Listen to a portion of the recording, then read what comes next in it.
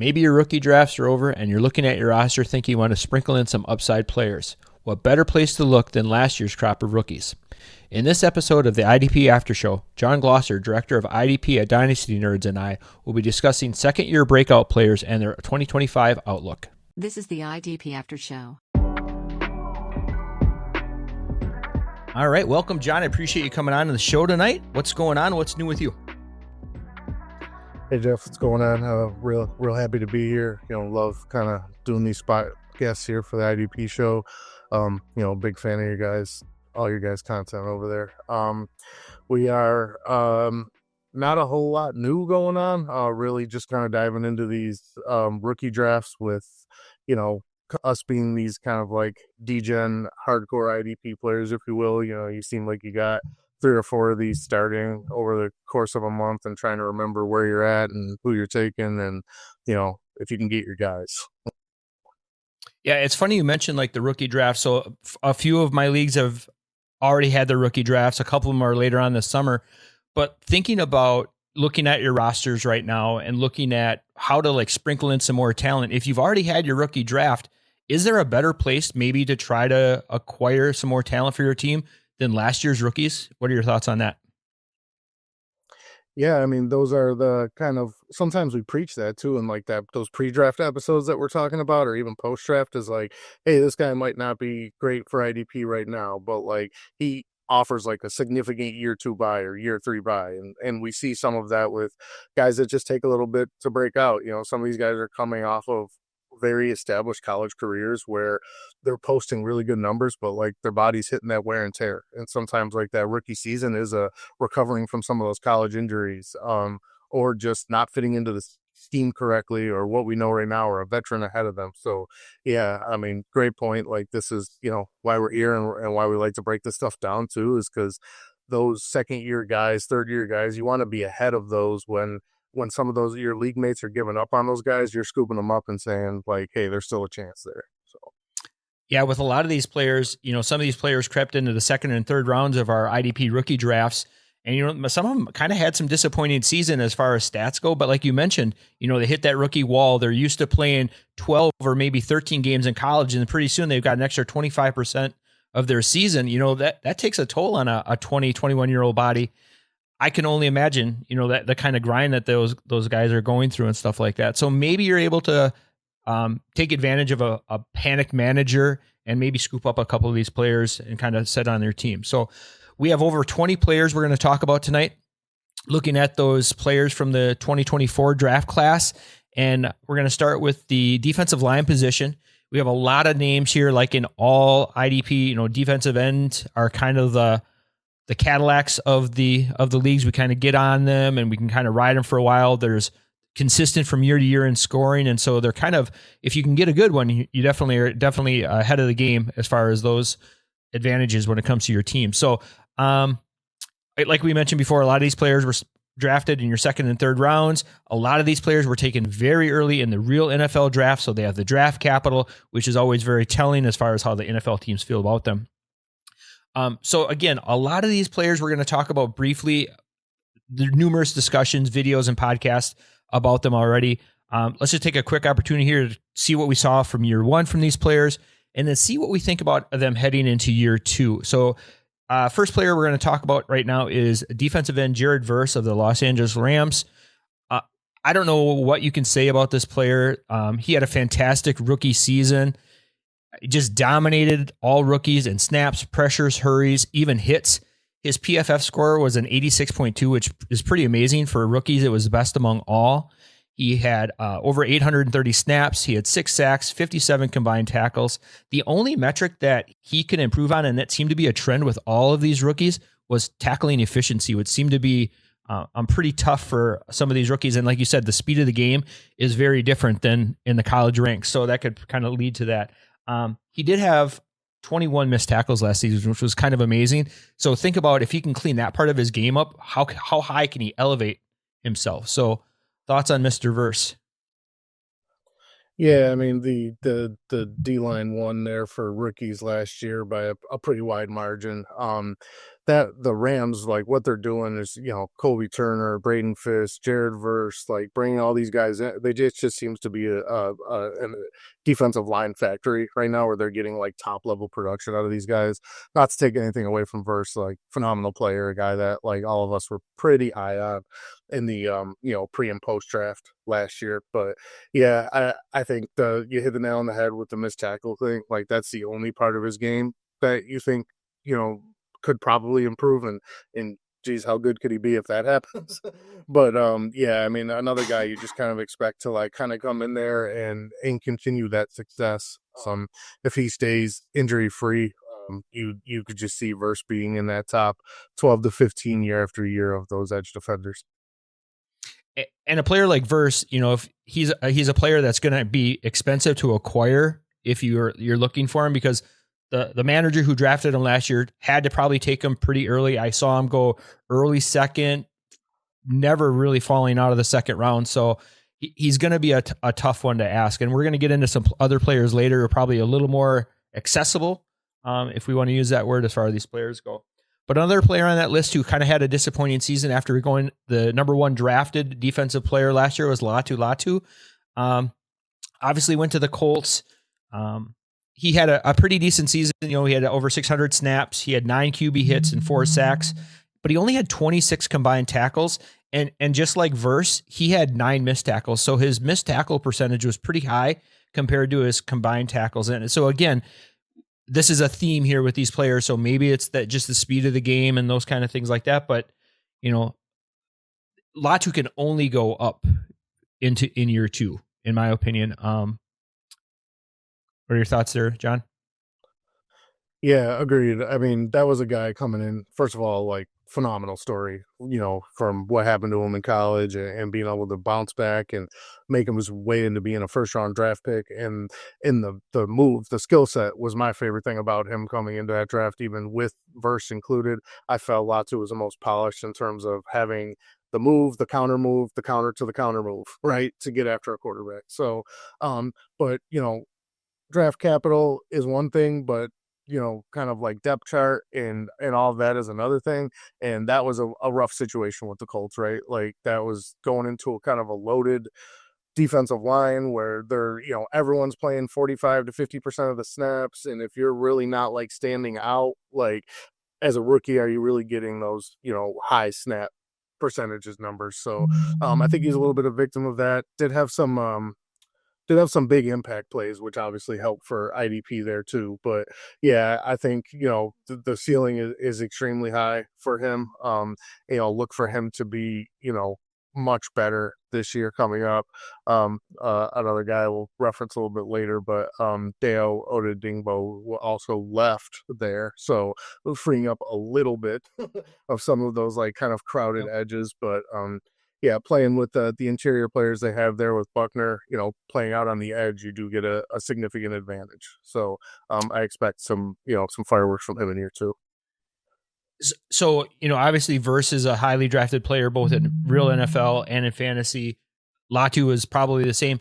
Is Latu's like buy window probably right now? If the manager who drafted him last year may be a little disappointed, a little discouraged about the production, is he a player that you're kind of like, you know what? Now's maybe the time to make that investment on the second year player? Yeah, it's interesting because I think the D-line depth of this year and last year combined is going to kind of do some offsetting for IDP managers, because you're getting almost like those running back classes that we talk about where it's like all this new talent is introduced. So I think if you're looking at some of these guys, even defensive line that guys may like or might like their landing spot a little bit more this year, is maybe flipping that draft pick for someone like Latu, because he was another player I don't think that made it much past the second, if early third round last year. We were also, pretty excited about him regardless of the landing spot. So I do like that strategy as well, right? Like if you're looking at a guy in year 2, you got a year in that system, and now I know what I can expect. I saw a little bit versus maybe a player that's, still going to be raw into that system, and you might get, a scenario where he's sitting for the first 6-7 games or just not playing as much. If you're a manager looking to acquire Latu, what are you willing to throw out there right now?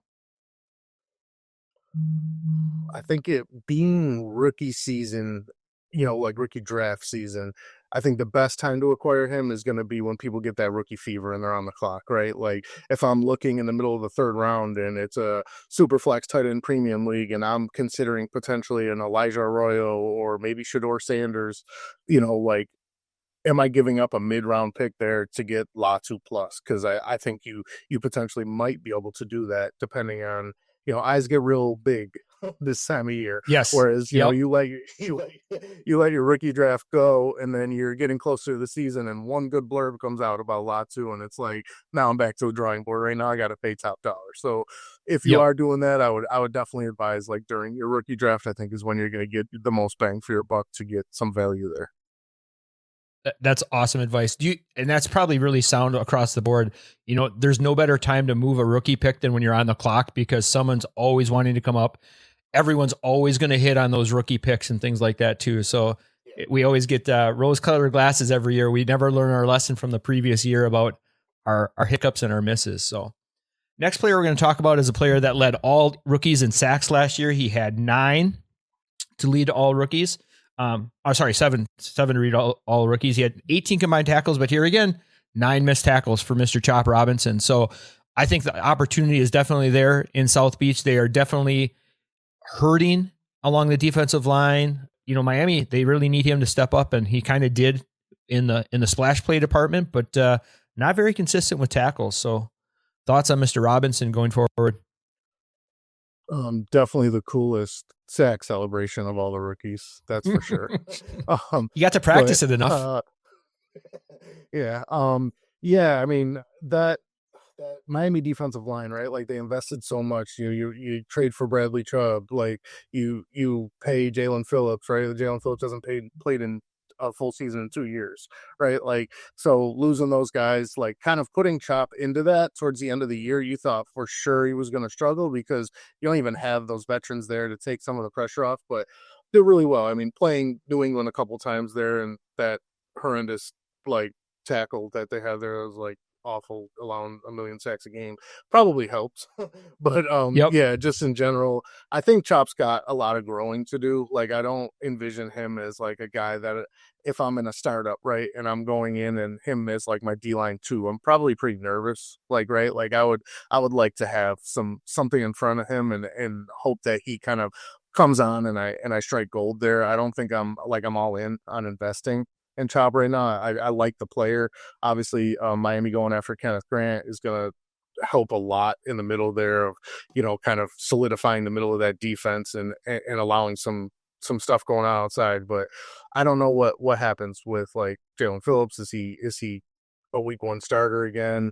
Because Chop's snaps are going to probably look similar to what they did as a rookie to start the year. If both Phillips and I don't even know if Chubb is back or on the roster still at this point.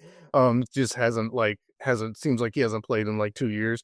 But if those guys are out there, right, like where does Chop Robinson fit into that other than like a rotational player? So in that regard, I'm a little nervous and a little skeptic as an IDP manager. Is Chop a sell candidate for you? Trying to capitalize on the good rookie season?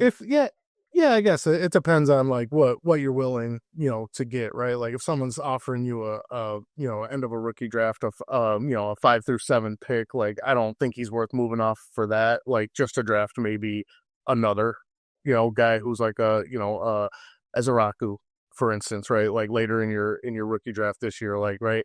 I don't think I'm taking the swap for swap. I think you at least know that Chop has produced there.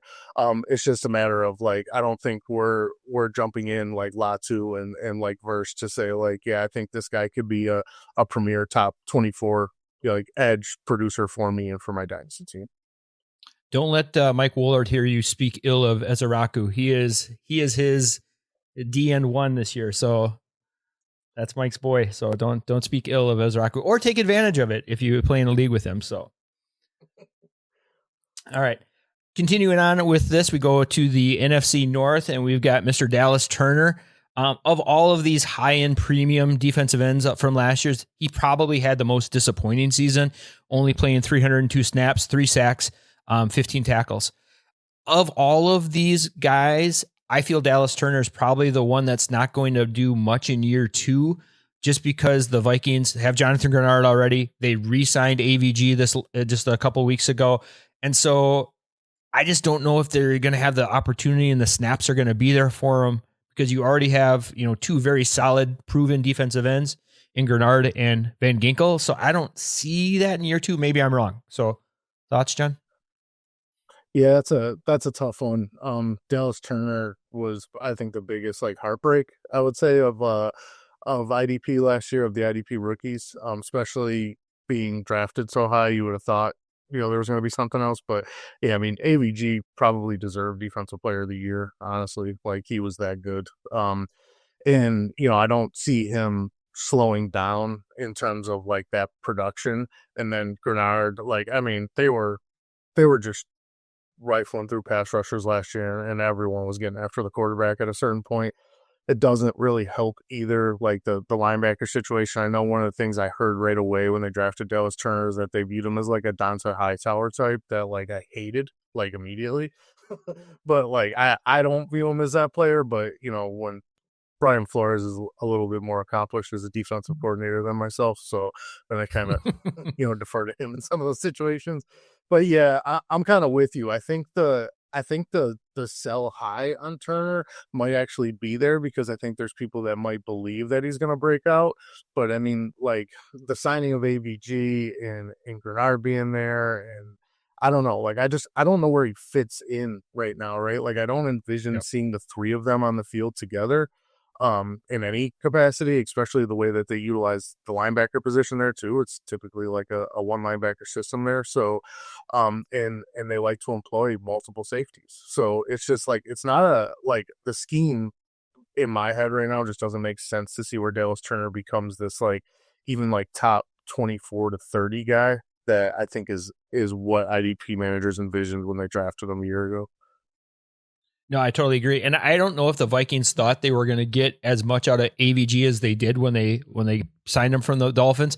I think if he would have just been what Miami Dolphins AVG was, I don't think we would be having this discussion, because I think Dallas Turner would have played more. But like you said, he was very deserving of a Defensive Player of the Year.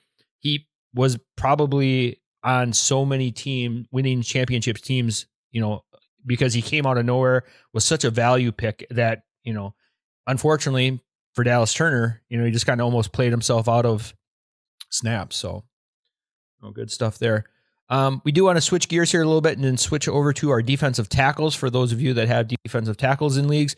One guy that kind of really balled out, he was in a perfect situation, playing alongside a very professional player in Jeffrey Simmons, kind of showing him how to play the game, not only in the locker room, but on the field too.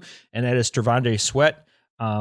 Just had a really fantastic season. Played over 700 snaps as a rookie, which is crazy. Production wasn't there in the sack department with 2 sacks and 19 hurries, but 52 combined tackles from your defensive tackle is fantastic for any player, let alone a rookie. And then so, to have him playing at the high level that he was at, having that really high floor with the tackle numbers. If you play in a sack heavy league, you probably didn't do any justice, but those tackle heavy leagues, those tackle floor leagues, if you can get that out of your defensive tackle, you're doing really well. So thoughts on Sweat?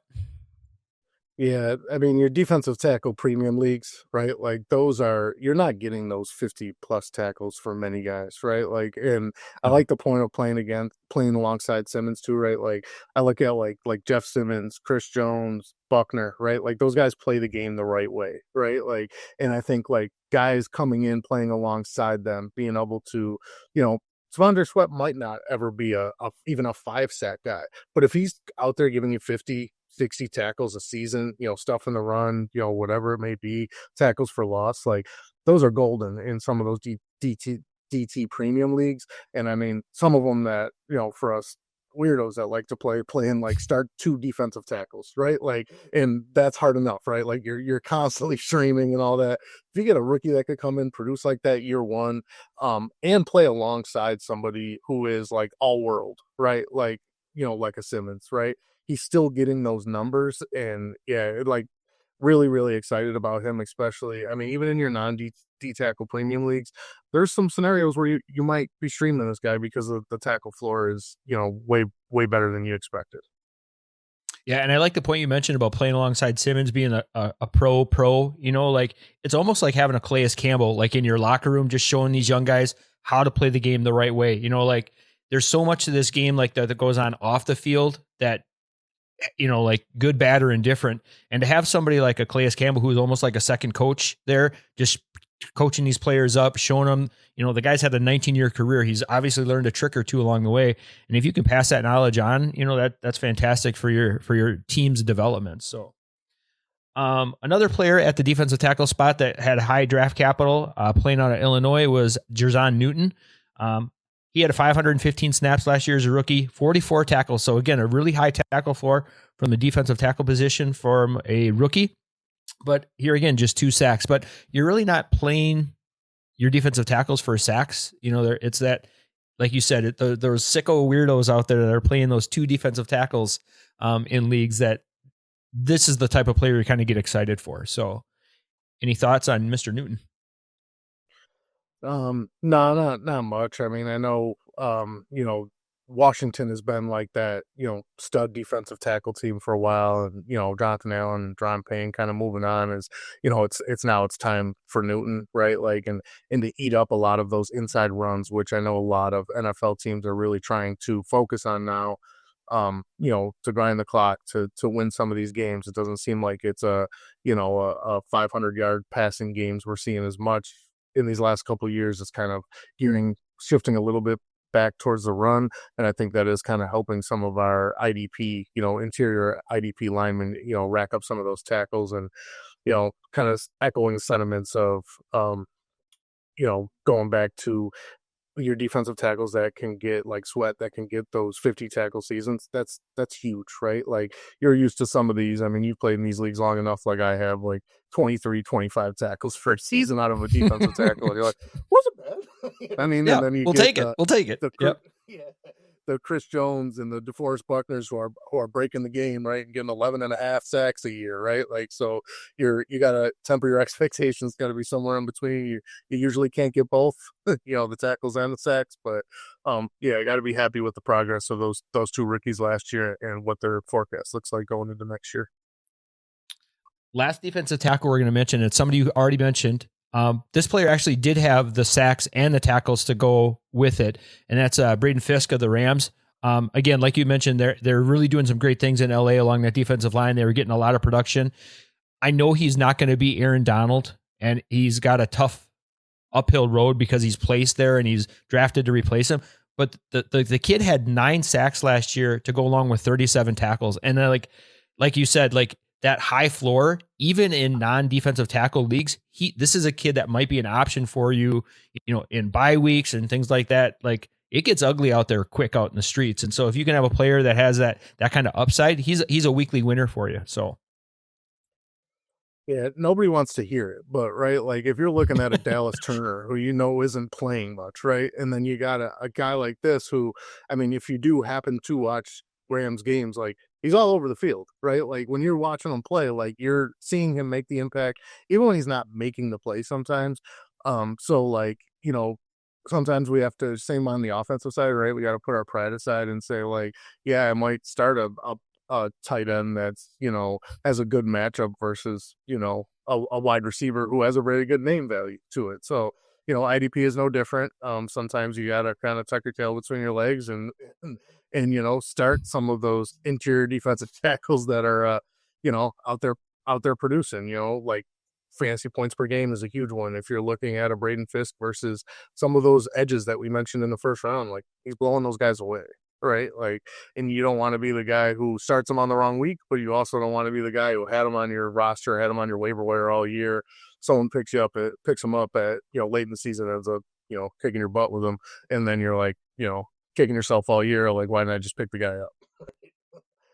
And I think you brought up a great point too. Like, it's ugly to talk about and we don't like to admit it, but like during those bye weeks, and especially if they have great matchups and, like after week 4, week 5 of the season, we kind of really have a good idea of like the barometer of our own team, but also the NFL teams. And, there was a season or two ago, if you had a tight end starting against the Arizona Cardinals, it was like go, because they could not cover the tight end at all. And it was like legit, like top 5 for like 6 or 7 weeks in a row. And so you run into matchups like that. And there's, like you had mentioned, the offensive line for, was it the Titans last year? They had that turnstile at left tackle. Like it was whoever was playing the Titans.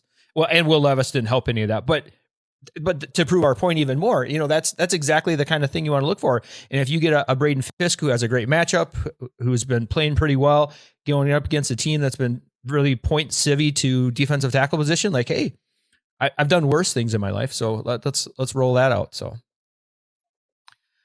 all these players that we had just been talking about, John, are kind of players who are kind of like high end.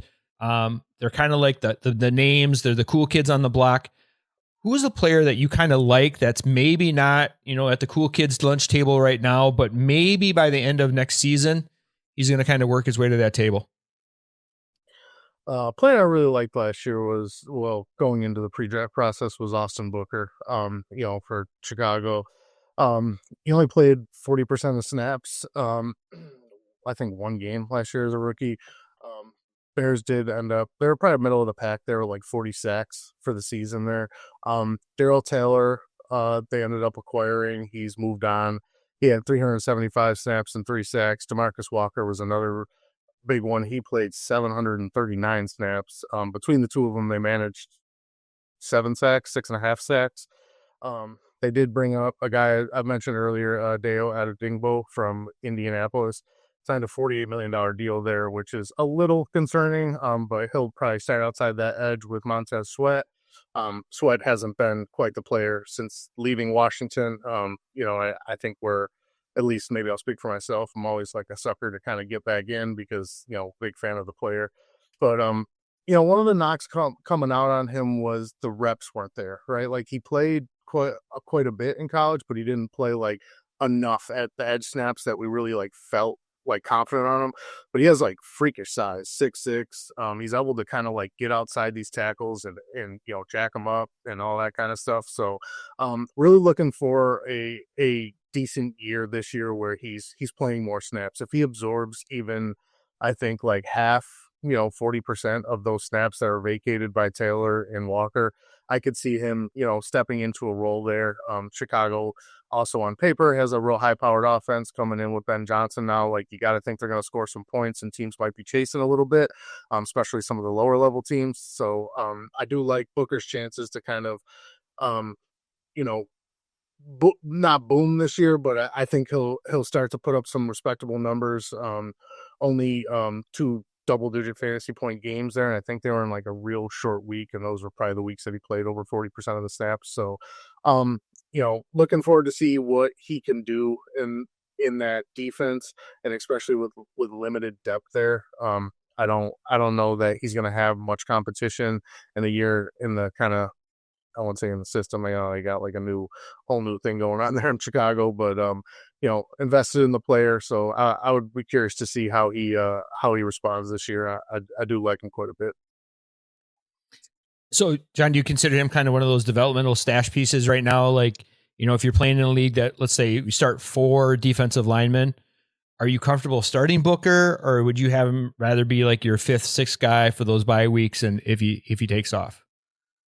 Yeah, I mean, be realistic. Like, there's a good chance, depending on how deep your league is, that he's going to sit there probably on a good amount of waiver wires and whatnot. I wouldn't be reaching for him in a startup or anything by that means, but I do think he's a player, like he would be on that player to monitor right now if your league wasn't deep enough. But I mean, if I'm in a league where defensive tackle and D end are combined, right, and I maybe have 10 of those on my roster of 50 or 60, I would be comfortable with him in there, right? Like I'm looking for a potential chance for him to, kind of maybe even start the season hot, and maybe you think you can flip him for a, as we mentioned before, a Latu or a player that you might like a little bit more. I don't know that I'm advocating for Booker to ever end up being like that consistent, Montez Sweat type of player, but I do think he might shock some people and get some value out of him this year. No, and that's exactly what this episode is all about. Like trying to find those, like, fringe players that have a chance to boom. And, he's definitely got that chance, especially like you said, a much improved team. It'll be an exciting team to watch. Now not from a Packers fan perspective, but that's not why we're here tonight. So a player that I'm going to kind of go with is a player like Booker, who's probably and possibly still on waiver wires in a few leagues. Even if he's not on waivers, I think he's still going to be a player that's much more attainable over the big names like Verse and Latu and Robinson. Just a player that is in a better, if not better, situation than a lot of those. I'm going to go with Jaylx Hunt of the Philadelphia Eagles. He just such an athletic freak. He was drafted by the Eagles in the 3rd round. He went to a small college, Houston Christian. But the dude is like a super athletic freak. He was a converted wide receiver and defensive back. But he just basically grew out of those profiles. He just didn't fit the mold anymore of a defensive back or a wide receiver. So they started playing him at defensive end, and he only played 17 snaps through the first 9 weeks. And when you think about that, like, okay, a 3rd round rookie only playing 17 snaps, that's a little alarming. But after week 9, he played 223 snaps. His PFF scores were outstanding for a rookie. They were 64.3. But in the playoffs is when he really took off and he really started to shine. In the playoffs, he played 103 snaps. His PFF scores jumped to 74.0. He applied 9 pressures, 1 QB hit, and 2 sacks to go along with 6 tackles in the 4 games that they played. And his best game may have been the biggest game of the year in the Super Bowl. He had 5 pressures, 4 hurries, and a sack. So to me, I see a player who has gotten better as the season went on. He's clearly trusted by his defensive coordinator, Vic Fangio. I see this as a player that has a clear path to snaps in year 2 than he had in year 1. Brandon Graham retired. Josh Sweat is now in Arizona. And whatever they're doing with the Bryce Huff experiment, I don't know if it's about over or not, but he clearly has more of a favor for Fangio for himself over Huff. So if Huffkin is a player who can get more of those snaps and increase his snaps maybe from the low 30s that he's getting right now to the high 30s, low 40s, I think he has a really good chance to break out. He plays on a very talented team. He's got Jalen Carter taking on double and triple teams at times. He's got Nolan Smith, who is opposite him, who's a very ascending player in the league and in fantasy circles. So yeah, for me, Hunt seems like a great player as a throw-in in leagues, or if I'm starting 4 or more defensive ends, he's probably going to be my 5th option. And I'm kind of comfortable throwing like a 4th round pick at him. You'd mentioned a couple players like offensively we're taking dart throws at that point. Like I think you could do worse than Jaylx Hunt in the 4th round of your rookie draft. So like the Bears could be an exciting defense. Yeah. Philadelphia could be an exciting defense to watch too.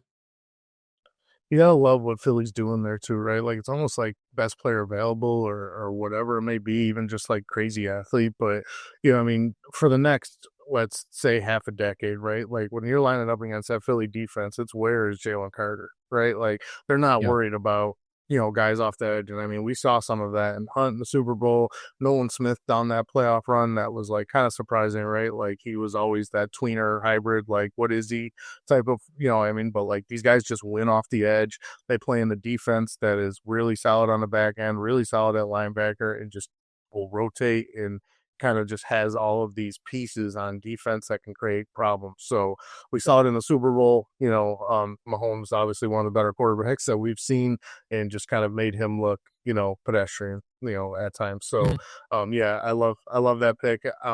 Also curious too is like Austin Booker the same way, right? Like if you're trying to pull off a trade even for like a mid-level offensive piece, or let's say a linebacker or something like that, right? These are kind of guys right now that you're probably you could throw in on the end of a deal where a guy's trying to clear up a roster spot or something, right? Like, and you're kind of getting that, what, I'm willing to stash him because maybe my team is middle of the road or a non-playoff team for the last year or so, but I'm looking to get over the hump. You need these breakout players to do that. So, take some of those risks like you mentioned. I love that call about like the throw-in piece too, just because there's so many times. And right now I know with rookie drafts going on, rosters, some leagues expand their rosters, others just kind of keep it as the tight 45, 52, whatever you play in. And a player like Hunt is a player you don't want to get rid of, but if it's like, okay, well, at least I feel I'm getting something for him instead of just outright cutting him. A lot of managers are all about that. Oh, well, I'm doing a 2-for-1, but you might be the one with the winning side if you can get a player like Hunt. So we're going to move on from the defensive line position. We're going to switch positions here. We're going to talk about the back end of the defense. We have a huge amount of defensive backs every year. This position, whether you're rookies, second year players, or vets, it's just a turnstile. And I know on the IDP show, we talk a lot about not investing heavily, draft late, and all that. And that's kind of the mantra for us. John, do you have the same thought about kind of punting on defensive backs and drafting late, or? Yeah, I mean, I think so every year, me and the great John Macri do those pre-draft defensive backs and post-draft, and we kind of a little bit of banter back and forth, but some of the over the years, some of the like studies that we're like kind of looking at is these rookie DBs at times will produce, right? Like obviously a lot more defensive backs are playing than definitely linebackers, but mostly defensive linemen too, right? Like so when you get a guy in a smash position where it's like Tyler Nubin, right? Last year, Tyler Nubin was one of the guys that was my DB1, right? Like, hey, I don't love the guy that much. Like his tape's not that great to me, but Xavier McKinney's gone, right? Like he walks into a situation where like, hey, I don't see any competition for snaps. And, to a certain point of the season prior to injury, the guy smashed, right? Like every week seemed like it was almost like a 20-point fantasy week, right? So, but yeah, in general, like you're not looking to like attack defensive back early, right? Like there's a lot of these draft classes that come in that becomes extremely difficult for us to find 12 of them to rank, right? Like without including a cornerback position or something like that. And we know that's outside of some of those start cornerback leagues, it's the most streamable position that we have. So yeah, I'm definitely with that. And I mean, I think like I don't see outside of your top, Kyle Hamilton, Derwin James over their kind of younger careers, you don't see anyone really like willing to pay the draft capital to get the best defensive back on their roster, right? Like because they feel like they can get 60 or 70% of that on a bye week by just plugging in a favorable matchup. And like you said, after like week 4, week 5, we know what our teams look like, but we also know what is like how many points per game our team's giving up to defensive backs, right? Like, can I just grab a random Buffalo Bills quarterback and pop him in because he's playing a favorable matchup against, whatever team it may be? So yeah, I'm with you guys on that. And I think that's the old kind of adage and like thing in most IDP circles where you're looking at like, defensive back is kind of the throwaway position, if you will. Right. And Johnny the Greek has made a career on Twitter and everything, just doing that streaming and stuff like that. So, the dude must have sold his soul to the devil, because I don't know how he has such a hit rate from week to week on that stuff, but he's doing something over there. So we'll let him keep doing it. But the streaming the defensive backs is a great strategy. So taking a look at some of these players, we have players like Cooper DeJean, but a player like Cooper DeJean, you kind of mentioned him. He's, we're talking about the Eagles, how they're a fun defense. They've got it going on the front end, which helps a lot on that back end. And we saw DeJean really take off in that second part of the season. He played 626 snaps. He didn't really start playing until after week 6 of last season. And so a player that had scored as well as he did in basically a third of the season is pretty outstanding. If you play in a league with kick return, he's got that cherry on the top. He had an amazing 82.7 PFF grade. Good for 4th overall among all rookies from last year. So, and he even threw in a sack last year to go along with 50 tackles. So do you see DeJean as a player ascending, only getting better next year, or is he kind of is what he is? So a year ago, I had this big, we were in this big debate whether he was going to play safety or not, and I was hell bent on that he wasn't. Not just because of the team fit, but I just don't think that's where he fits, right? Like I saw him as more of like a superhero version of what Teron Johnson gives the Bills, right? Like being in that nickel slot, but like have the ability to break up passes, to make tackles, to come off the edge and get some sacks, right? Like obviously, like you mentioned, the punt return stuff is like a much added bonus if your league adds that kind of stuff. But yeah, and like my biggest fear with DeJean, if it was that he was going to play outside corner, is he's too good. He's too good in coverage. Like guys don't want to throw the ball at him because he has amazing ball skills. His athleticism's off the charts. I mean, we all saw the highlights where he's dunking basketballs in high school and college and all that. So him kind of started the season slow with that foot injury that plagued him coming from Iowa in his last year there, I think was the only reason we probably didn't see him a little bit earlier. But yeah, I like him as the slot corner there. It's just a matter of like, what is the usage, right? Like, is it if he's a max out at 50 tackles a year, and I don't think he's going to get a ton of interceptions because even playing in the slot, I think teams are going to tend to not throw at him as much as maybe somebody else. Obviously, getting Quinion Mitchell was huge because he is also extremely good. So, like, you got to throw at somebody when you're trying to catch up and play that high-powered offense game with the Eagles. But yeah, I mean, I like where he's at right now. I don't think I wouldn't be buying like over trying to buy there. Obviously, especially with what's going on at safety, they moved on from Gardner Johnson, but did end up drafting Makuba. Reed Blankenship has been extremely good as like an undrafted free agent there. Sidney Brown, I think we're still waiting to see if that's a real thing or not.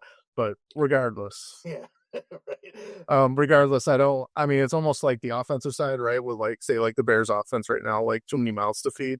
So like, where does Coop get his? I guess is where I'm the most concerned about not buying high on that. Yeah, I'm with you. I think, I mean, he's a fantastic real life player, probably better NFL than fantasy. And maybe he's a player you can cash out on with that name recognition and stuff like that. Just the position itself, the turnover from season to season is too great for any player to replicate. So I'm willing to cash out pretty much on any defensive back at any time. I've been kind of doing the strategy of treating my defensive backs like a redraft and just kind of re-rolling and stuff like that. And, maybe some of these players we're going to talk about here in a second, maybe some of those players that we kind of re-roll with in year two of or the next year of our season.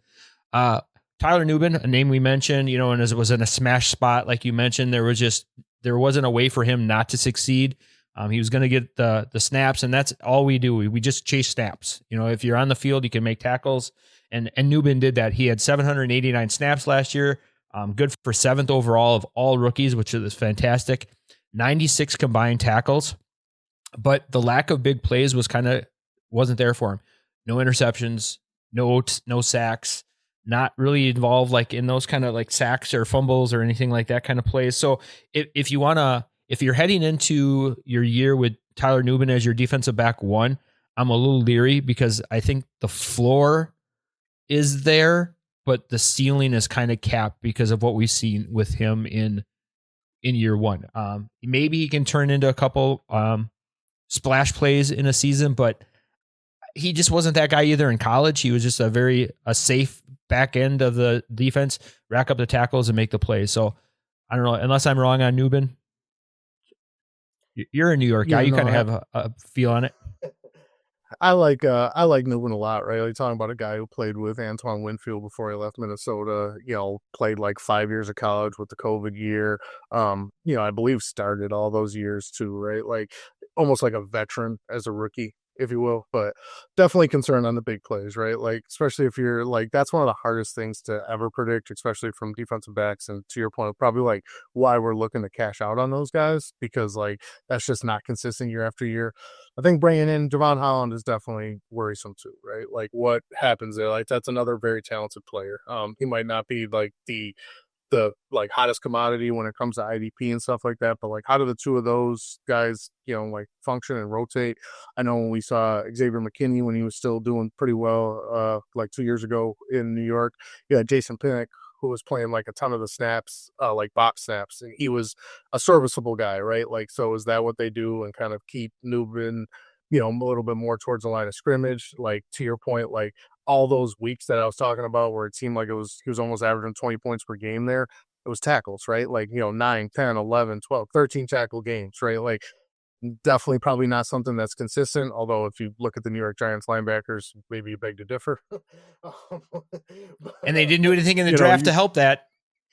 Yeah. So, Nubin could still be the high volume tackler, which there's something to be said with that, right? Like, but also you're bringing in Abdul Carter to play alongside Burns and Thibodeau and Dexter Lawrence, and you have a very talented line. So who knows, right? Like, but I think where Nubin is at if you can cash out, I'm with you. As much as he was my DB1 last year, coming off the injury, if your fantasy points per game players are looking at you and being like, this guy killed, like if I can get him for a second round pick, but you're turning that second round pick into a Cam Scadaboo or a, maybe a quarterback or a tight end that you really like, I think you're taking that all day.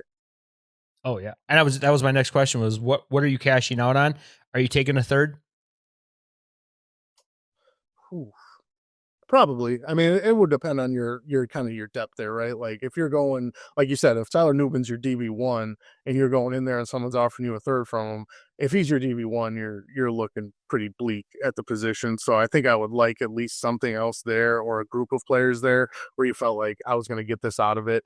And it would also depend on your team build too, right? Like if you're down there and you're you know, you know, not a contender yet, right? Like middle of the pack, whatever it is, and someone's offering you anything for Tyler Nubin, like, third, fourth, or above, I think you're taking it, right? Like he's not helping you. He's not doing anything for you. So you're trying to flip those pieces like you guys always preach over there, and then you're getting, you're drafting the next Tyler Nubin or maybe it turn it into an offensive piece, which is, even us stubborn IDPers are advocating for that all day.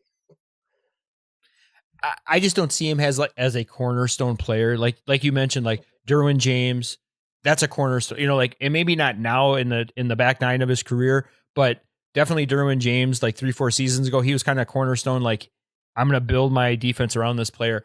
I don't get that vibe with Tyler Nubin. He's just not playing the strong safety spot as consistent, not getting those box snaps and that lack of big play, even back in college till now, that's kind of like, that's not it. That's not who he is. So I'm kind of moving on there. So speaking of moving on, John, you got a player here that you're kind of like, maybe this is that player in the back of the very late round of the draft, picking up on waivers that you're going to kind of stash and hope you get a few good solid weeks out of. Who's that player for you?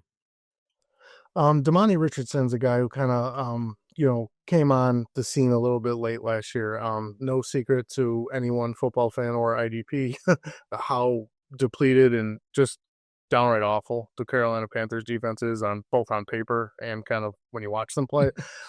Richardson, undrafted free agent, 4 or 5 year starter, I think, at A&M, another guy who kind of fell into those COVID years.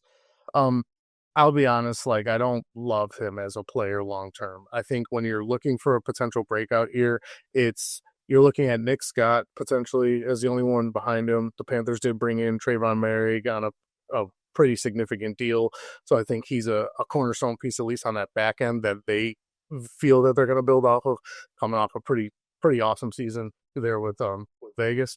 So, but Richardson, I think it's going to depend on how they like deploy him and how they use him. On the surface level, you would think that he would play the box snaps, but looking into it, Merrick played over 400 last year for the Raiders. I think just seeing the versatility there is probably a huge piece why Carolina was in on him. But yeah, I don't like the depth behind him at all. Lathan Ransom, as of right now, is probably looking as the backup to Trayvon Merrick, but I think Ransom has some versatility as well, so there's a chance that he might be able to play there too. But Nick Scott has kind of showed us nothing over the past X amount of years. He's just kind of been like a veteran, like hanging around, waiting for the wheels to fall off type of guy. Richardson did 199 tackles since 2005. Was I believe is like the ninth most in the SEC. So I mean, he comes with the tackle numbers. 6+ tackles in 5 out of 7 games that he ended up playing last year. I think the 5-year starter stuff, the no depth chart there. I think this is a player that you're looking to hope that he like booms right in like that first month of the season. Maybe there's some favorable matchups on the schedule, and maybe you look to flip that right away. Like, and not flip that to get like this superstar player, but if you can flip him and say like, maybe someone's giving you a Cooper DeJean for him, right? Or something like that. Like, even though we're not like into like buying that, but like you're talking about an undrafted free agent, but like we did bring up Reed Blankenship too, right? Like another guy that probably you wouldn't have anticipated would be in the NFL. And now we're talking about a starting safety with pretty significantly good PFF scores year after year. So you just never know. I mean, I think that lack of depth there, the fact that Carolina is Carolina, You know what I mean? Like they didn't address that position as nearly, like Atlanta drafting 2 defensive backs back there when you have Jesse Bates, who's kind of all world right now in IDP, right? To just kind of like not address that at all, I mean, obviously they had some significant needs on the defensive line with the address, but to not address that at all and then just kind of going with one is like, that is still a position of need for them. So to think that we can kind of, I think Richardson in the same vein as Nubin is you're looking at like the tackle consistency is going to be where you feel like he's going to get his value. I don't think you're going to see a ton of big plays. He's not very good in coverage, but I think he's big enough, he's strong enough to kind of compete with some of these like wide tight ends in the short area, and you might be able to get some of some value from him there. But it's a player that I'm looking for a hope, like an early breakout flip, and kind of get some, and it costs you nothing, right? At this point, like I could almost guarantee you that 97% of leagues, Demani Richardson's not on any rosters, right? Like, so it's another maybe player like Austin Booker, where it's like a player to monitor right now. I wouldn't be attaching him to your rosters until, you had to, whether it was a bye week or you just believe in me and want to grab him down. No, and I think that's a great point too, is like the investment is next to nothing. Like you said, he's probably available in almost every single league. And then being able to get him and flip him for a 4th or a 5th or a player, of any caliber, like that's just smart fantasy football. So that's doing your team. That's the Kevin Costner, I'm going to do what's right for the team moment for your fantasy squad. So a player that I'm kind of in on this year as that second-year player is Jaden Hicks for the Kansas City Chiefs. He was drafted in the 4th round by the Chiefs last year out of Washington State. Very similar story to Hunt that I previewed earlier. He didn't play a lot of snaps in the season. He played very few actually up until week 10. But once he got on the field, not only did he produce, but he produced very efficiently. He played 330 snaps in the entire regular season. 292 of those came after week 9. So we saw a ton of snaps in the back end of the season. And if you follow the Chiefs, they're a pretty decent football team. They're playing some meaningful games after week 9. So it's not just to try to see what they got in Hicks, but he's out there because he deserved the spot. In the playoffs, Hicks played 139 snaps in the 3 games that they played. He's a super solid tackler. He only missed 1 tackle his rookie season, which is going to get a lot of trust from your defensive coordinator. And so that's going to get you on the field. Justin Reed, a player who played a majority of snaps in front of him, is now in New Orleans. Unlike other teams, the Chiefs didn't address the position in the draft, and they only brought in Mike Edwards, who seems more of a fit to me for a free safety spot rather than the strong safety spot that Hicks plays. And they also brought in Deion Bush, who's kind of like that definition of a journeyman. So I can see a scenario where Hicks is on the Chiefs playing safety almost every snap this season. The defensive back is a position, like we mentioned earlier, that I always fade in drafts. And Hicks always seems to just be one of those players that's always there for me.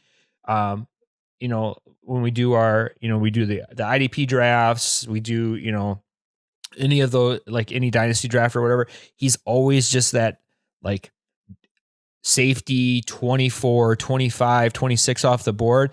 And I'm going to let everyone else, draft ahead of me and take those guys. And I'm going to take a shot on a guy like Hicks because he's got that back end talent, playing on a team that's going to score some points. And so opposing offenses are going to have to play, to keep up. So, and that's what I want to see. And, Hicks is just one of those guys I think that we might be surprised with this time next year. So. Yeah, I'm buying Hicks, right? Like, I mean, that's almost like that perfect situation, right? You're playing with a Hall of Fame defensive coordinator.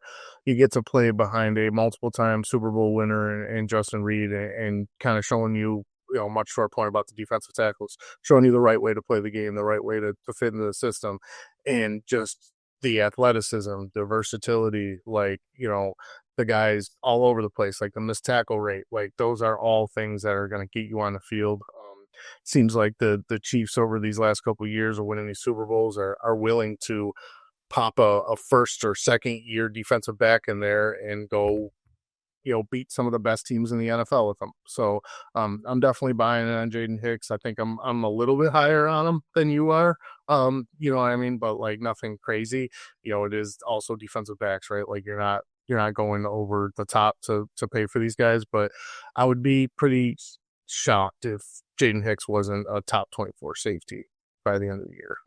I'm high on him. I just he just seems to be a player that not many are right now. And he is probably like the defensive back, like 23, 24 still on the board. Like, so if I'm drafting there, he's still always available. It seems like, because there's always like another name, I don't know if he didn't put up that big of stats at the end of the year.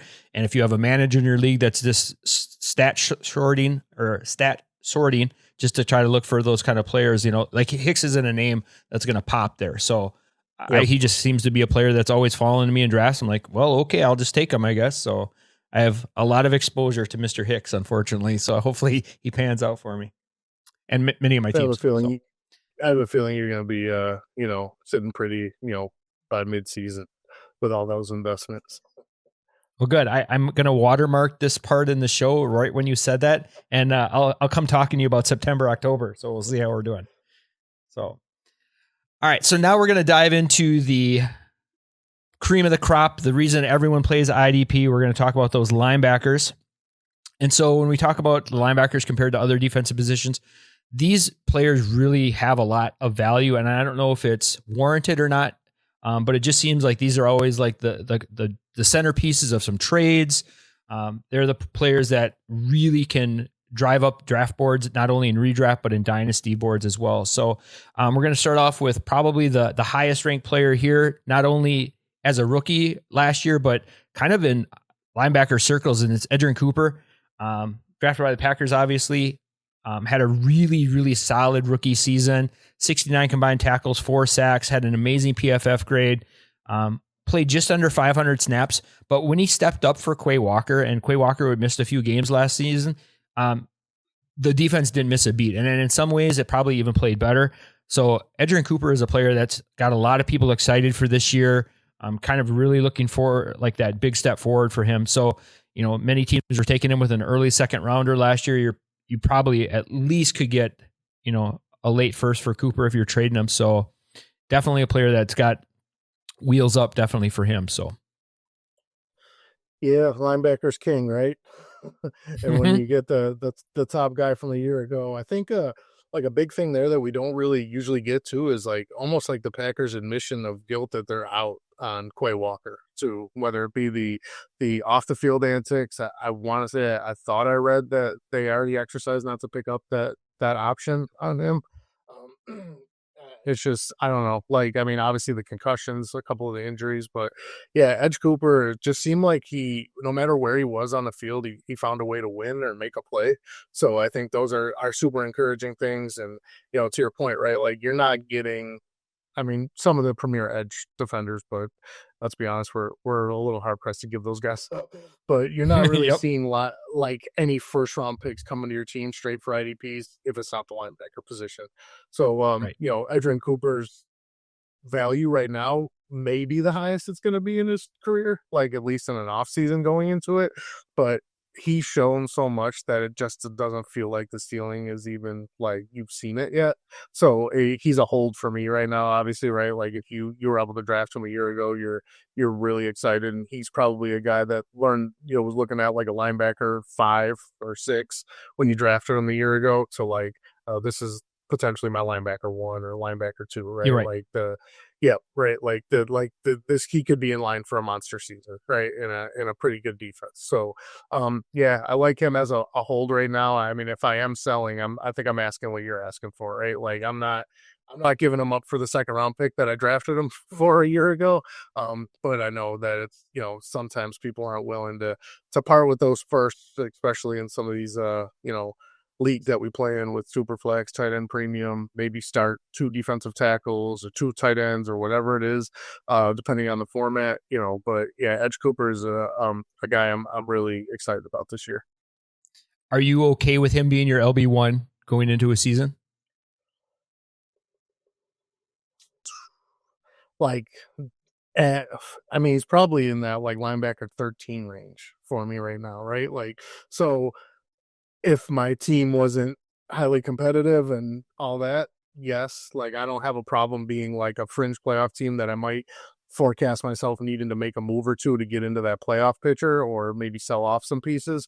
but the pieces I'm selling off are not Edgerrin Cooper, right? Like Right. I'm looking to keep him, and maybe I get into the bottom 3 of the draft, for next year, and then it's just wheels up for the next over the next year, and then a year from now, I'm probably going to say, yeah, I'm super comfortable with Edge Cooper being my linebacker one. So.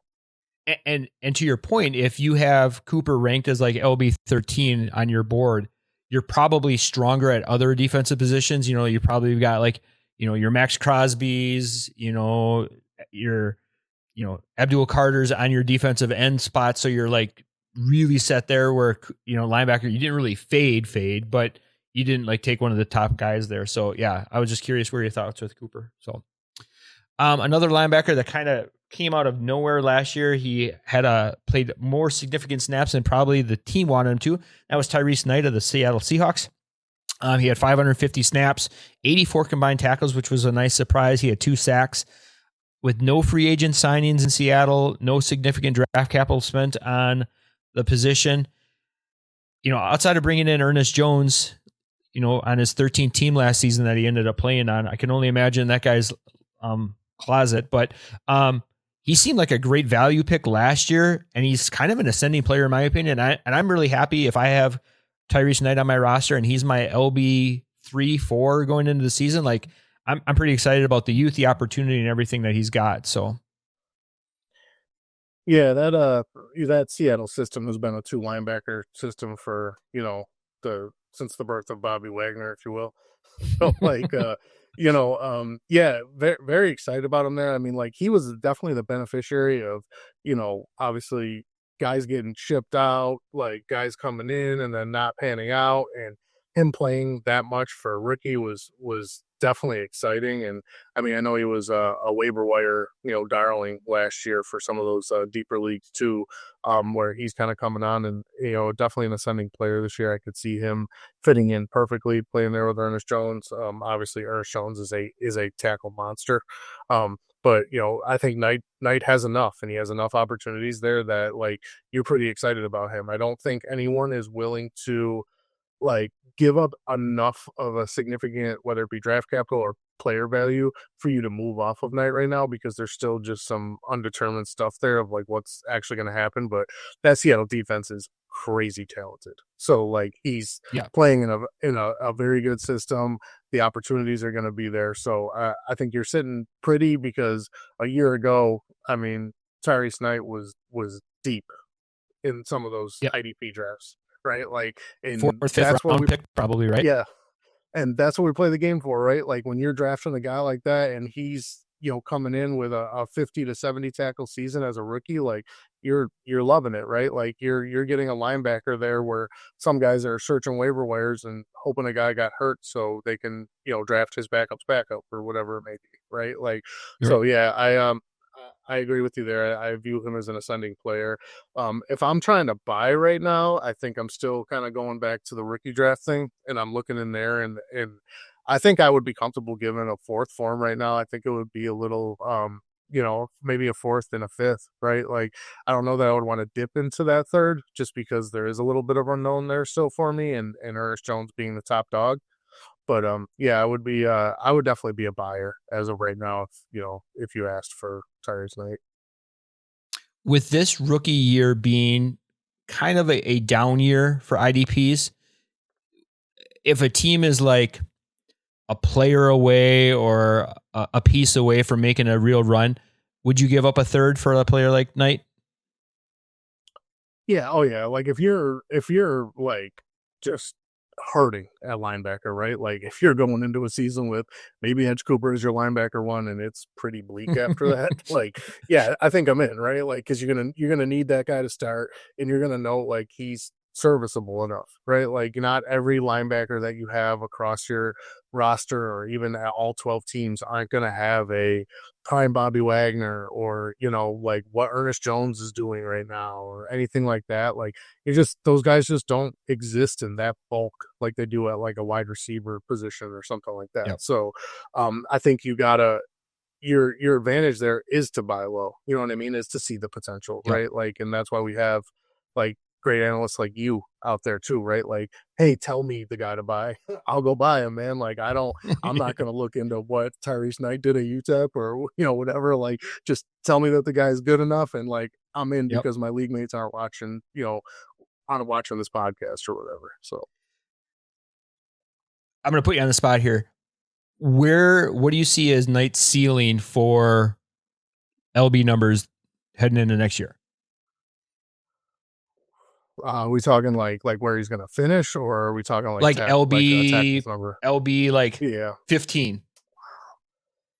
yeah. I see him in like the 19 to 26 range, which isn't Okay. terrible, right? Like, you know what I mean? Like, there's some guys there, but there's a lot of guys that we're looking at in like that, like to be the linebacker one on their teams that aren't really producing that, right? Like, so I think him even being the Robin, if you will, to to Ernest Jones Batman there, like I still think he puts in a good enough season that the consistent numbers are there. And like you said, not addressing that in the draft at all gives you nothing but confidence as an IDP manager right now, right? Like Yeah. I saw some things I liked as a rookie. I gotta think he's gonna get better in year 2. And you bring in nobody of significant value behind him, and that team's going to play multiple linebackers. So like Yep. all of the things are there to kind of say like, yeah, this is go, right? Like maybe it's not, invest everything like we did when Quan Alexander had his breakout year and then we were all kicking ourselves, years ago. But you got to kind of get what you can where you are right now, right? Like, so if you're Yep. buying some of those running backs that are, like a Chuba Hubbard, right? Like if you had bought him when he was after McCaffrey got traded, oh my God, that feels gross. I feel like I might have gave up too much. 2 or 3 years down the road, down the road, you're like, shit, like I have the running back one there, and he's actually pretty good, Right. right? Like, so, you got to look at IDP and linebacker. The linebacker position is the only one I'm looking at really like that on the IDP side, but you got to look at that as one of those scenarios too, is right. Like you're gonna get what you pay for sometimes, and you got to be willing to do it. Yeah, and I see Knight right where you said too. He's a safe LB3 with LB2 upside from week to week. And like you said, if his ceiling and he finishes at 19, that's what he's going to happen. He's going to have a lot of week 3 performances or LB3 performances, but he's going to have a couple splash weeks where he's going to be LB2 some weeks. So, and if you're in the third, I like you said, you probably could do worse. So, yeah. Moving on here to another linebacker who was thrusted into a starting role. Like you mentioned, the Carolina Panthers were just decimated with injuries last year. Trevin Wallace found himself playing almost 600 snaps last year. And a player like Knight, who was taken 4th, 5th round of rookie drafts, not expecting a lot out of him, kind of finished the season with 59 combined tackles and a sack. The team did bring in Christian Roseboom. They didn't address in the draft. They were heavily focused, obviously, on the offensive side of the ball. But are you feeling safe with Trevin Wallace like Tyrice Knight, or is he a little more hesitation for you? Yeah, I'm looking at Carolina, like kind of like what the Rams are doing at linebacker, where it's just like undrafted free agents or like deep stash players, like athletes that we can get out there and just run sideline to sideline and make some tackles. So I think Josie Jewell and Rose Boom are both there. Neither of those guys really move the needle for me, and from an IDP perspective. So I would say like the upside and the hype is there with Wallace, but I don't know how good of a player he is. I think even last year when he did step in after after the injuries and all of that, like I want to say he got a little banged up himself as well. So obviously, again, like preface at the beginning of the episode, I think like you see that a lot with rookies, right? To your point, you're playing that 12, 13 game season if you're a Power 5 contender, and you hit a wall at some point. Not to mention these guys are bigger, these running backs are harder to tackle. You unluckily play in a division with some guys that are Yeah. pretty impossible to bring down. But yeah, If you I get like Derrick Henry Wallace. on you 2 times a season. Yeah. I don't mind Wallace, you know what I mean? Like I think the depth chart alone kind of has me more in than the player, if that makes sense, right? Like Yep. I don't love what they have there. Roseboom has been a guy like I mean like a waiver wire darling for like the last year or so, right? Like he just kind of like steps in and he gets these like 13 tackle games, and then you watch him play and you're like, this guy is horrible. Like, so, Yep. but he's rewarding you for IDP. So I like Wallace as the player there, and obviously Josie Jewell's injury history, obviously alone, probably kind of, leads you to believe that Wallace could potentially be a high snap player there. So I like him right now. I mean, I think I'm buying, I guess, if the price is right. Like if someone's willing to move off him because they want to move up in the 5th round to draft like a Devin Neal, or like an upside running back, because this draft is a little bit deeper at that position, or even at edge, right? Like, so if someone's willing to come up and do that, like I'm definitely looking to like maximize like the capital there. So if I can get a player like Wallace, who I think might be significant, get some snaps here throughout the season, and again, that defense is pretty depleted from a talent level, I think I'm in on that.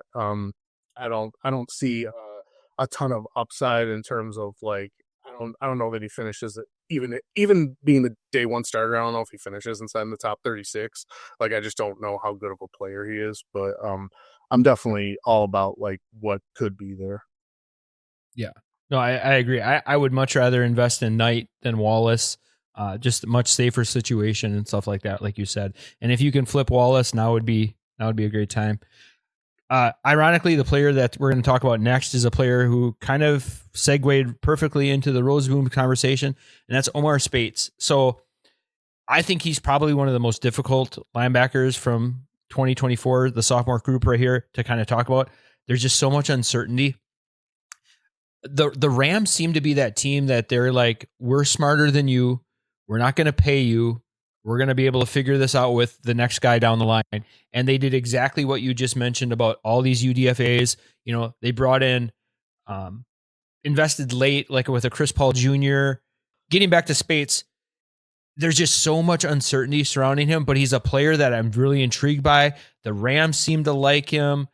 He did have 66 tackles last year on 419 snaps, so that's a really good tackle percentage. They don't want to invest in the position. They traded Ernest Jones away, so there's clearly a path to snaps there. They brought in Nate Landman, it's Nate Landman. So I want to be in on Speights, but I don't want to pay a ton for him because I don't want to like overinvest. But at the same time, it's kind of like that bad ex-girlfriend that you need to get away from, but somehow you just keep getting sucked back in. So sorry, I went down a rabbit hole. I mean, but Nate Landman is Troy Reeder, who is, every other linebacker that the Rams have seemed to have. And it's, to your point, it's a little bit of that like prime post dynasty, I guess, if you will, New England Patriots, right? Like, hey, yeah, you were great for us, but like, see you later, right? So yeah, I mean, like, I think you're looking for guys because of how, as we spoke about, how talented that defensive line is, and seem to be like a factory up there. They're just looking for a guy to go in there and make some tackles for you, and they have a couple of those guys. But yeah, I mean, I'm not super excited about him. I'm not paying a premium to get Speights right there. But yeah, I don't have a ton of hope in the Rams linebacker position. Like I said, we're starting Roseboom at points last year. We've started Troy Reeder over the years. Hell, I've started Nate Landman. So like, I think we'll keep doing that, and I'm just not trying to pay the top price for him.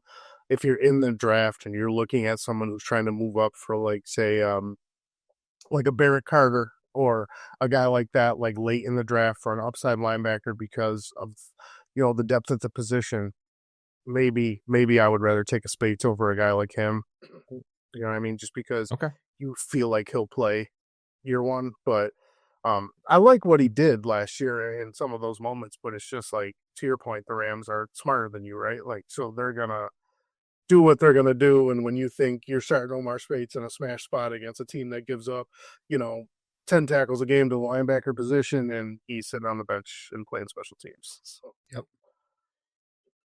In your opinion, John, is Speights the most talented linebacker they have, or the most athletically gifted they have? Like you mentioned, Reeder and Landman, they seem to be that way. Am I over zealous with Dolik? I mean, like, he just dominated last year in Buffalo as a linebacker. They're like he tackle numbers were there, efficiency numbers were there. Didn't get a invite to the combine when undrafted. Am I just overthinking him, or what I miss? No, I think it's what the team's trying to do, though. Like, right, they're bringing in these guys who are tackling machines, and like, I don't think anyone is more of a tackling machine than Dolik. I mean, the only other guy in the draft I think of was Jay Higgins, who ended up, I think, UDFA to Baltimore.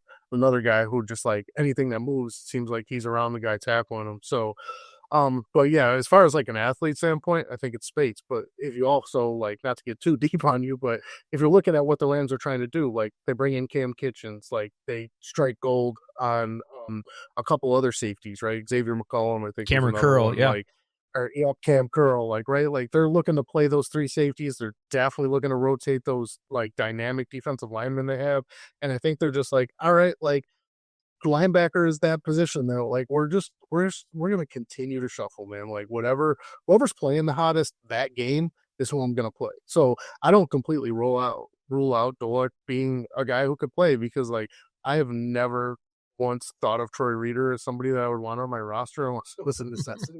Omar Speights was like kind of that darling last year, because you were like, oh, hey, a linebacker's got some athletic ability. I'm thinking about this guy, right? Like, so Yep. I think like in that regard, like I like Speights, right? Like, but at the end of the day, it's we almost like need a sample size of 4 to 5, 6 games Yep. of what the Rams are going to do. But at that point, are you behind the 8 ball, right? Like, are you Yep. paying way more than you would have right now, or even week 4 of preseason? So that's where I guess the struggle is with the linebacker position for them. Yep.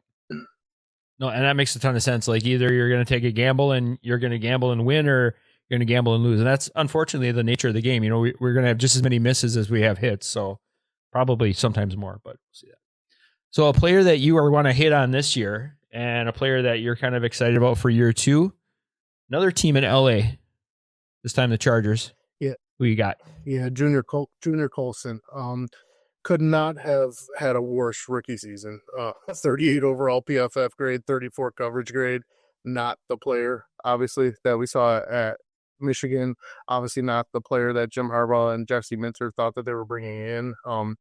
But, again, to that point, like, takes guys sometimes to develop. Darren Henley, I believe, led the team in snaps last year, and was amazing, right? Coming from like a 16 tackle rookie season to, finishing top 8 in the league or something like that. It was like 147 tackles I think he had. 4 games with above 50% snaps for Colson, but it was just so inconsistent, right? Like he wasn't out there. And then you got Denzel Perryman and you got Troy Dye, who have both returned this year, but I think they're on 1-year deals, looking as like veteran pieces there for leadership. But a little concerned with it being kind of like a predominantly like one linebacker system of what Henley was able to do last year, but really like the player in Colson. 190 tackles over his last 2 seasons there in Michigan, obviously culminating with that national championship and being a huge leader on that defense.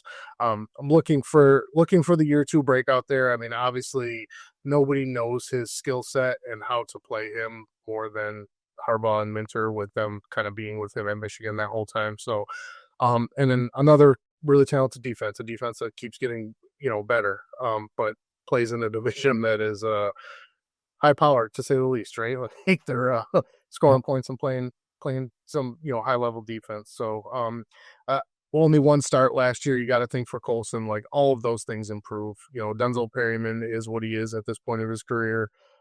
Troy Dye, another guy, right? Like just, put those guys out there, have them kind of be able to rotate in on a couple snaps. But, Colson being such a liability in coverage in even such a short amount of snaps is definitely concerning. But I like him quite a bit. I think I look at him in as disappointed as I was in kind of Dallas Turner, but in different reasons. I think Colson was a little like banged up and just couldn't seem to find his footing, never got into like the groove of it. Whereas like Turner was just stuck behind like studs, right? And then like continues to be stuck behind them a year in. So I think it's a more clear path for Colson. Obviously Henley playing a full season last year and all that. Like I think he's looking for another linebacker, there, and they drafted Colson, fairly high. So I anticipate him being a key piece to that defense this year. I'm looking for a breakout from him, hoping for a breakout from him. So he's kind of the definition of like what we started the show off, a player who may be disappointed.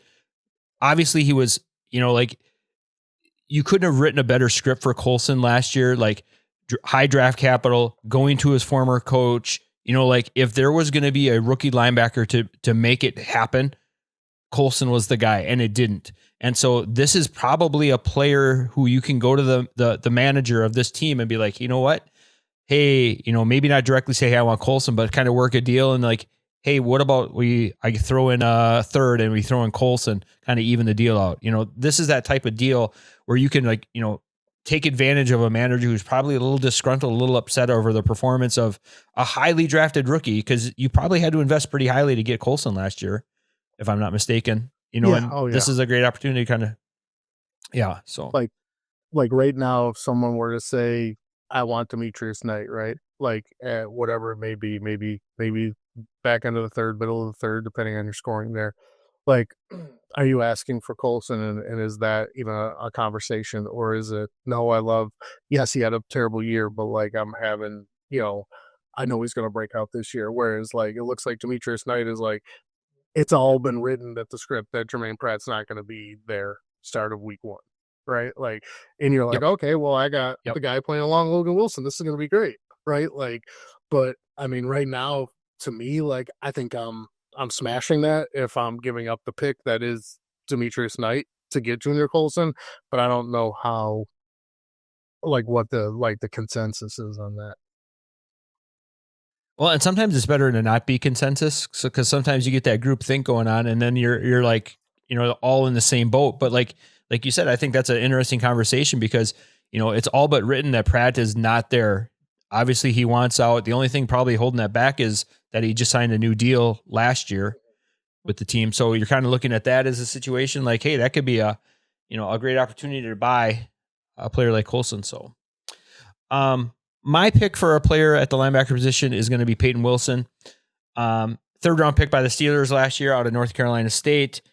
If you've been listening to other pods in the IDP show family, you know that there's a lot of love right now going on for Payton Wilson. He finished his rookie season just playing really, really well.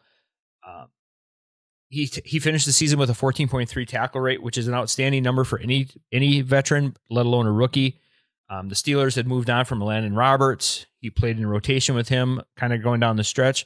But now that Roberts is gone, Wilson really has a realistic chance of being like an every down linebacker for the Steelers this year. Cole Holcomb kind of throws a little cold water on there, but I don't know how he comes back from his knee injury. That was pretty horrific, but all signs point to him being healthy. The other caveat to this is like Patrick Queen. I don't think he's the player that the Steelers were hoping to get in that deal when they signed him. He's deficient in every category. Wilson was better in every PFF grade and metric, except for the pass rushing one. Everything from coverage to tackles to all of that stuff. Queen's kind of getting bashed out in the community right now a lot for being out of position on numerous plays. Not sure that he's going to lose his starting position or get benched or lose snaps because he's got such a huge contract with them. But, that's kind of something to keep in mind. Wilson is an ascending player and Queen's kind of not. John, just curious, are you cashing out on Queen right now based on name value, or is he still kind of a hold for you?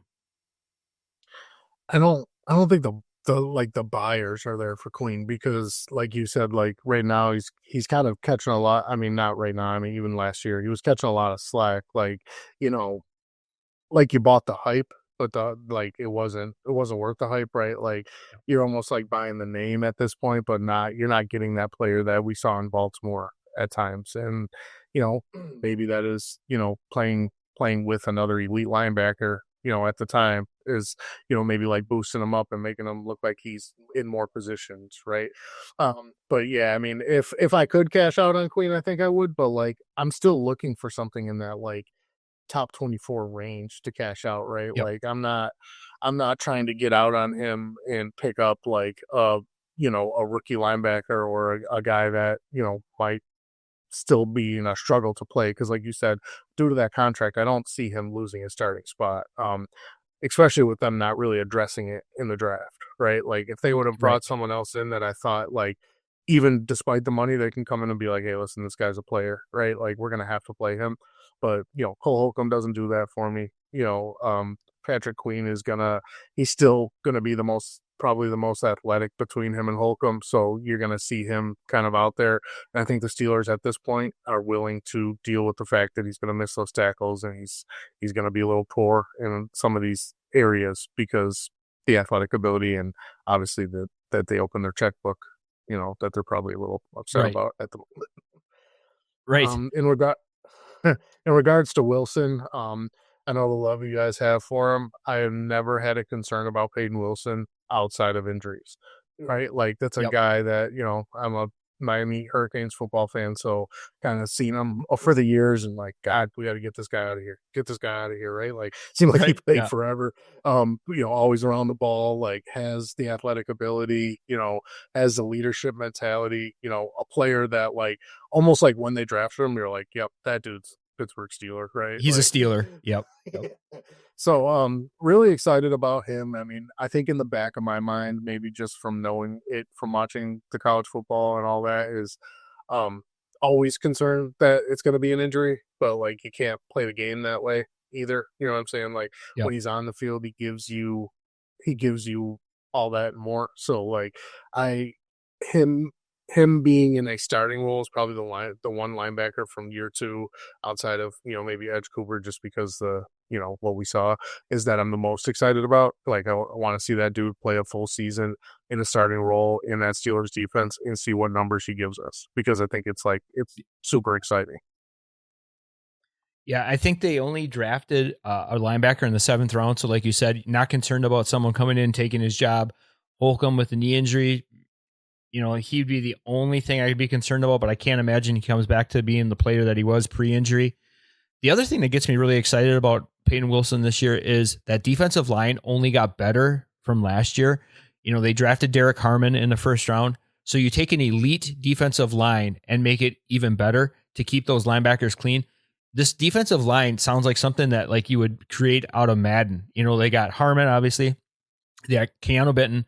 Cam Hayward is still playing at a very high level, like in his 18th season or something like that, something ungodly. So clearly these offensive lines are going to be focused on stopping this defensive line, which keeps your linebackers super, super clean just to make tackles. And like you had mentioned, the only thing stopping Wilson is probably himself and his knees.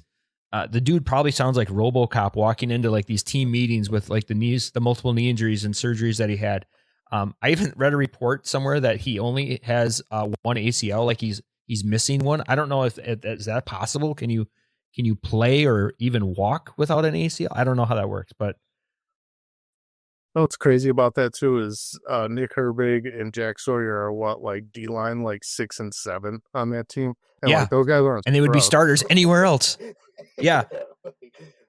Yeah. Yeah, it's sick. They're almost kind of like the AFC version of the Eagles when it comes to, just in the trenches and stuff like that. They are they're, maybe there's something in that Pennsylvania water that just makes people draft that way. So, all right, sir. Hey, we've gone through the defensive line. We've gone through the defensive backs. We've went through the linebackers. I'm going to pick your brain here one more time. Is there one player across the board at any position that you're I'm really, really excited about year 2? Who you got? So a guy I think I'm kind of in on here is Cedric Gray for the Titans. Obviously the depth chart alone. You do bring in Cody Barton, who's coming off on a really, really strong season with Denver there. Kind of struggled his first couple of years, Barton did, but he's been really solid over the last 3, I think 100 tackles in each of those. But outside of Barton, it's Otis Reese. Kenneth Murray moved on. Obviously when Ernest Jones was there for 4 days, all that kind of stuff. Yeah, they don't seem to be a team that wants to invest in linebacker, but then they don't. So, but Cedric Gray was a big fan of him at UNC. He had a horrible rookie season, as was kind of the common theme, it seemed like, for the linebacker position last year outside of Edge Cooper. and Tyrice Knight as well. But 36.8 PFF grade, 181st out of 189 linebackers. Not super exciting, but another, like, the depth at that position is so weak. James Williams, who was a strong safety at Miami for 3 years, who was converted to linebacker. I don't think James Williams weighs more than 220 pounds on a good day. So, like, I don't view him as like an inside linebacker, which is kind of where the depth chart is like listing him right now.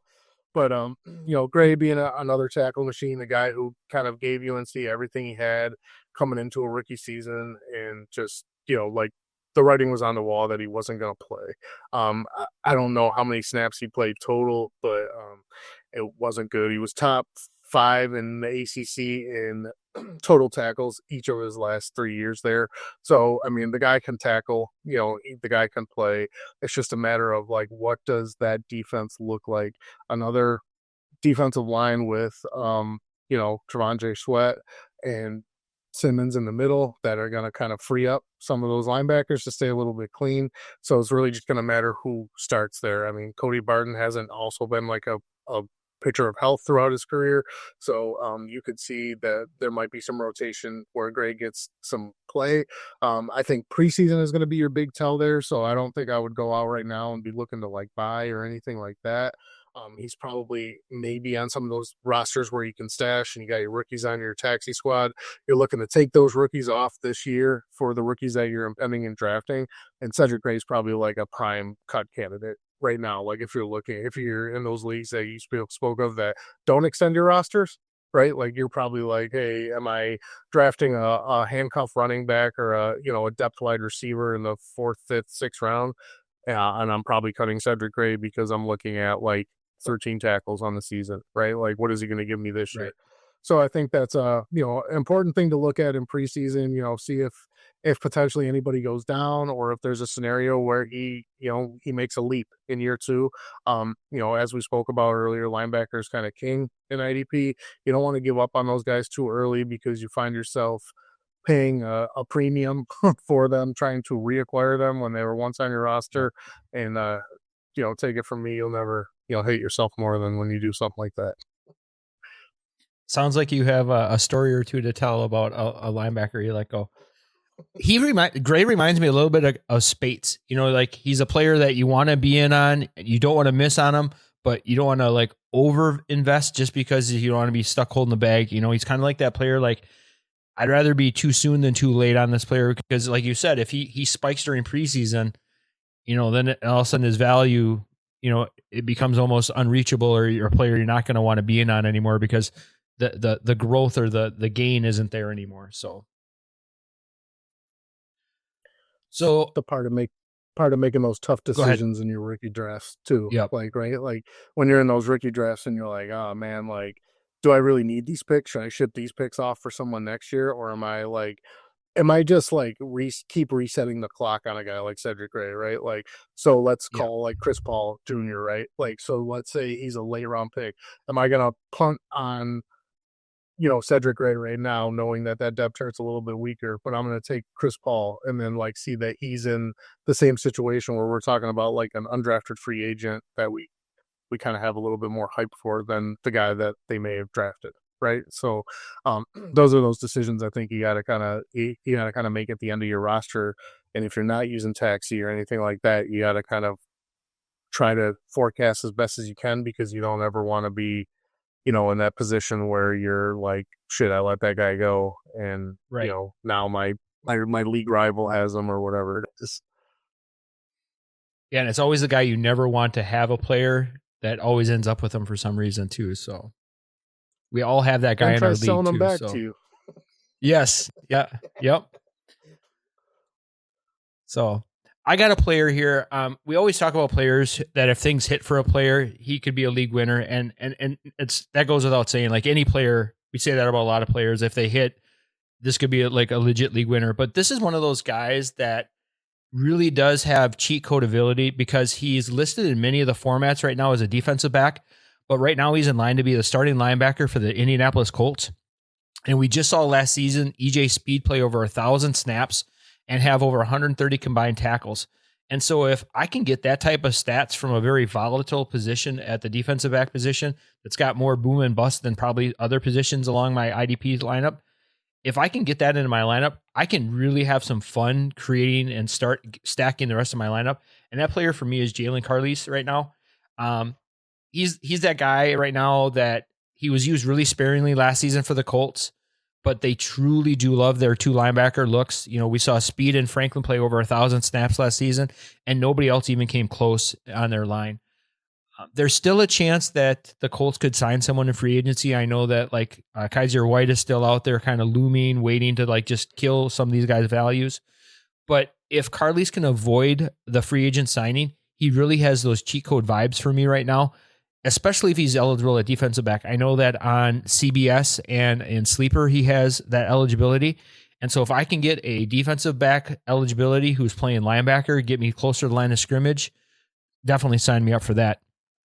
Can you imagine rolling out your defensive backs, having Carlies and Travis Hunter as your defensive backs on the field? And they're not even going to play probably a single snap at the defensive back position, but they're both eligible to play that spot. So that's like true cheat code, league winning upside there. So that would be kind of fun. Something else to note for the Colts, I don't think there's anything to make of it, anything big, but Franklin who was going into his 8th season, did just have ankle surgery as a cleanup procedure. We know it's only a cleanup procedure, but we've also seen that sometimes it's more than what players or the media kind of lets on. So just kind of something to kind of keep in the back of your mind. If you can, Carlies is a player who is on waivers, obviously pick him up, but he could be one of those throw-in type players who really, truly, in my mind, offers like league winning upside just because of that cheat code possibility there. So if I can get him for a 4th or 5th, I'm doing that all day right now, and I'm willing to gamble on that. So I don't know. Any closing thoughts on Carlies before we hit the back nine? The Colts, like defense too, right? Like between Speed, Franklin, and Nick Cross last year, right? Like those guys were, I think, well into the teens of the weeks on the season, averaging like over 20 points a game. Like those guys were, just seemed like every week, like crushing it, big plays, big tackles, all that kind of stuff. I think in a certain week too, I don't know if it was Speed or Zaire that sat, but I think Grant Stewart ended up playing, was like a special teams linebacker, ended up with like a 13 or 14 tackle game. So like the sky's the limit from like a tackle perspective. If he's truly that linebacker starting opposite Franklin, like that is like a, like a smash, like buy if you could definitely guarantee that he was going to play that position. Like you said, there's got to be a free agent or two that kind of loom out there that may, kind of like scare you a little bit, or, maybe Ernest Jones gets traded for the 14th time in his career, but like, but yeah, I mean, like, especially in those leagues like you spoke of, like CBS and Sleeper, when you're getting that dual position eligibility, you got to take advantage of it. It's there for that reason, right? Like, use that thing Right. up, like, right? Like if you get a guy that Travis Hunter is going to have 5 catches for 50 yards and 1 tackle on an interception going the other way because he didn't play any DB that game, that's a huge advantage. You're not getting, you need a really, really, really big week from a DB to match that, right? So in the same vein, if you're getting a DB who's playing linebacker snaps and his bad week is 6 tackles and a pass deflection, right? Like you're getting really good value there. You're not forcing yourself to have to stream every week and kind of have throwaways on your roster because you're looking at whatever the best matchup is and hoping you beat your league mates to that guy, right? Like every week. So I look at some of the Saints last year, Alontae Taylor, even when Ugo Amadi came in there and Colson Adebo, like those guys, whoever played outside corner there was just every week just like smashing no matter what the matchup was. So I look at the Colts in that regard at linebacker, right? It just doesn't seem they seem matchup proof. So like if Carlies is the guy there, I love it. I love that call. And I also like the high floor, like the defensive backs, they're very like boom bust from week to week. 1 week they'll get 18, the next week they'll get 8.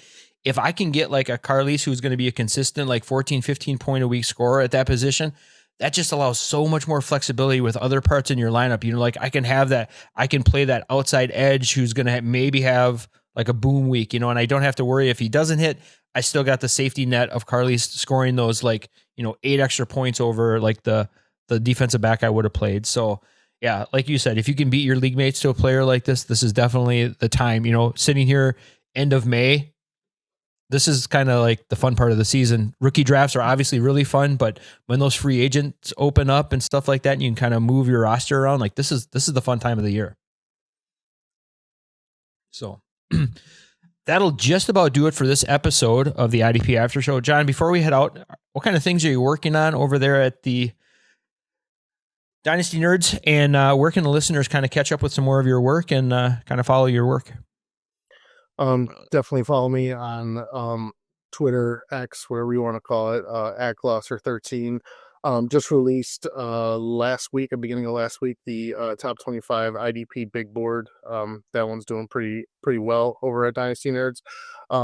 Jeff was very kind, as well as a couple other of my degenerate IDP friends, to jump into a 7-round Superflex tight end premium IDP mock draft that we're going to release. I'll be kind of breaking down, not pick by pick, but kind of like an overall variation of rounds of like what I thought of the draft, how it went, all that kind of stuff. It was definitely a fun exercise, and definitely really fun to play with like your friends who are like sharks. But like they can't really burn you because it's a mock draft. So as much as you want to, get mad at them, you're still kind of like, oh, we're doing this for the exercise. So, but yeah, it's cool to see where guys are at on values, right? Like, to your point earlier in the episode, right? Like it's like a lot of rookie drafts and a lot of us are kicking off like right away, right? But I do have a few leagues that are really like end of summer. I want to see if anyone gets injured. I want to see some preseason happen with some of these lower level guys. I have drafts like that too. So these articles typically do pretty well over there because people are always, you guys get the same question, right? Where would you draft this player, right? Like, and you're like, right? Like it's hard to tell, right? I don't know your team. I don't know the draft. Like, yeah. So getting a good idea of getting like a graphic up there and kind of like breaking down a few picks and seeing some of the team builds and stuff will be kind of interesting. But yeah, we will have IDP rankings dropped at Dynasty Nerds throughout the season this year. There will be an article form. Probably do some overall Dynasty rankings as well as some contender rankings. Those kind of go in line with what the Nerds offers on the offensive side. So really excited about some things this year, and really happy to be on with you and be a contributor with you guys at the IDP show. It's always a blast. Yeah, we love having you on, and you got kind of a fancy title over there. You're like the director of IDP. Is that correct? Or you got wow? That would be correct. Yes, we're working on kind of some plans. It was like team leader, and then it moved into director. We don't have a ton of IDP writers. I'm kind of like this main sole contributor. So it's a work in progress as to like what the future holds for us from an IDP standpoint. But it's a good thing I got some friends in some high places like you guys, and I can still get on here and talk some IDP stuff when I need to. Well, I even think I heard the word czar thrown around a couple times, so I'm not sure if that ever stuck or anything, but we'll kind of go with that. Well, I appreciate you coming on. It's been fantastic. This was a great episode. It was kind of a grind, but like, hey, we talked about a ton of players, a lot of situations that a lot of managers are probably thinking about right now. So that'll officially do it for this episode of the IDP After Show. Again, I want to thank Jon for coming on, spending some time, taking out of your schedule, talk about some football, some exciting sophomores that are coming up this season. If you're not doing so already, please make sure you hit that like and subscribe button, hit that thumbs up. It really helps the algorithm, whatever that crazy algorithm likes to do. Next time, I'll be joined by Joey the Tooth from Football Guys, and we're going to be breaking down some IDP players from the AFC and NFC West as we kick off our IDP conference previews. You won't want to miss that. For Jon and myself, I say thank you for joining us, and we'll catch up with you next time. This was the IDP After Show.